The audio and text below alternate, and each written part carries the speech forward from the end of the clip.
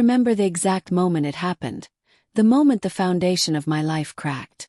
It wasn't loud or dramatic. No shouting, no slammed doors. Just a sentence spoken over the dinner table, while the cheap overhead light hummed above us. Night school is for losers. You're too old to change careers, David. Her words slid into me like a knife wrapped in silk. I stared at her across the half-eaten pasta, my fork frozen midair. Lisa didn't even look up from her phone. She just scrolled, wine glass in hand, tapping out some text with that half-smile she always wore lately. I swallowed hard, forcing my throat to work. Too old. Too late. A loser. I managed a small nod, my voice barely above a whisper. You might be right. But I wasn't agreeing. Not really.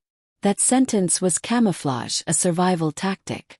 Because I knew right then, something deeper was rotting beneath the surface. And I was about to find out just how bad it had gotten. Lisa and I had been together for almost 6 years. She was magnetic in every room she entered. Sharp, witty, always with the right joke at the right time. I fell for her confidence. But over the past year, I'd noticed her patience with me thinning. Little things first. A sigh when I asked her to repeat something. A jab at my boring job in logistics. Complaints about how little excitement I brought into her life. I thought night school might change that. Accounting classes, online certifications. It wasn't glamorous, but it was a step toward a career I'd always wanted, one where I could finally move beyond scraping by. I thought she'd be proud. Instead, she laughed. And when I said, "You might be right," she smirked like she'd won something. After that night, the distance between us stretched wider. She stayed late at work more often. Her phone never left her side. She changed her passwords. I tried to dismiss it. I told myself I was being insecure, paranoid even. But the signs kept piling up like bricks on my chest. One evening I came home early. Lisa was in the bathroom, the shower running. Her phone lit up on the counter, and a message preview flashed. "Can't wait for tonight. Same hotel." My lungs collapsed. My hands shook. When she came out wrapped in a towel, humming to herself, I forced a smile and pretended I hadn't seen a thing. I wouldn't explode without proof. But the seed was planted. I became an actor in my own home. By day, I was the same steady, predictable David she thought she could walk over. By night, I combed through phone bills, credit card statements, and work schedules. It didn't take long. Hotel charges in her name. Dinner receipts for 2. An uptick in Ubers near the financial district. Each discovery hollowed me out a little more.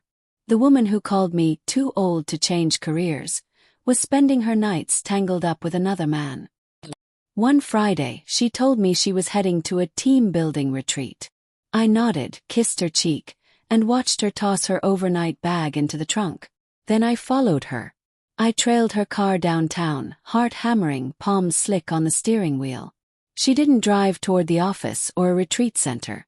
She pulled up to a boutique hotel. Sleek glass doors, glowing chandeliers inside. Parked down the street, waiting. Minutes later, a tall man in a tailored suit walked up. He smiled like he owned the world.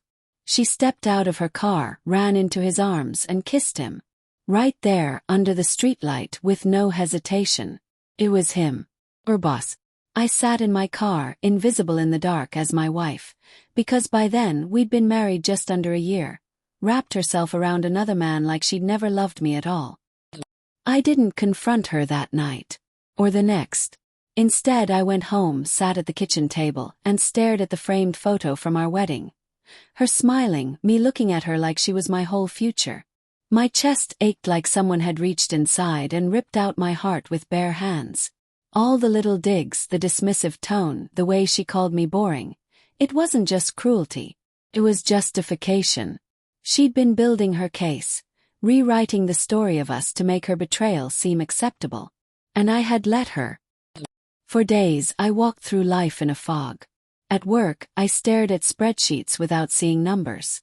At home, I smiled when she talked about her meetings. But inside I was unraveling. Then, one night I looked at myself in the mirror.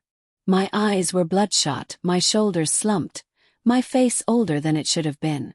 And I remembered her words. Night school is for losers. You're too old to change careers. Well, I wasn't too old. I wasn't a loser. She was wrong about me. But she was right about one thing. I couldn't change her. So I started planning. Not revenge, not some dramatic blow-up, but an escape. It came on a quiet Sunday morning. Lisa was sipping coffee, scrolling through her phone as usual. I sat across from her, my hands steady for the first time in weeks. "Lisa," I said softly. She hummed without looking up. "I know about him. About the hotel. About all of it." Her head snapped up, eyes wide, then narrowing into something sharp. "You went through my stuff," she hissed.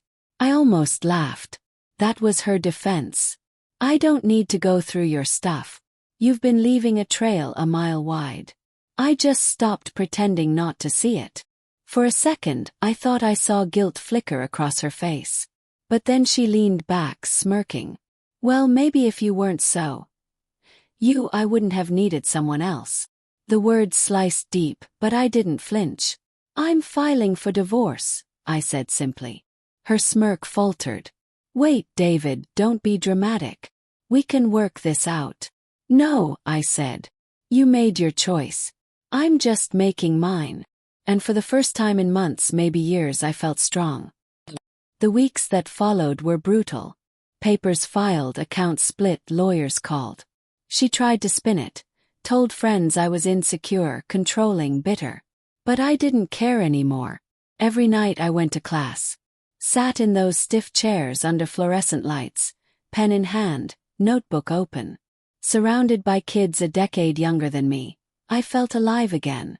And when doubt whispered in my ear, I remembered her words. "Night school is for losers. You're too old to change careers." I let that memory fuel me. Because every chapter one finished, every concept I mastered, was proof that she was wrong. Months later, I ran into one of Lisa's old co-workers. Over beers he let it slip. Her boss. The man she'd thrown me away for. He'd been stringing her along, promising promotions that never came. When she pushed for more, he dumped her. At the same hotel where I'd first seen them. She lost him. Then her job. I didn't gloat. I didn't reach out. I didn't need to. Because by then I'd passed my exams. I'd landed an entry-level position in accounting. And for the first time in years, I wasn't just surviving. I was building something real. Sometimes late at night, I still hear her voice in my head. "You're too old to change careers." But then I look at where I am now, at the future I carved out despite her doubts, despite her betrayal. And I smile. Because I know the truth she never wanted to admit. The only loser in our story was the one who threw away someone who refused to give up on himself.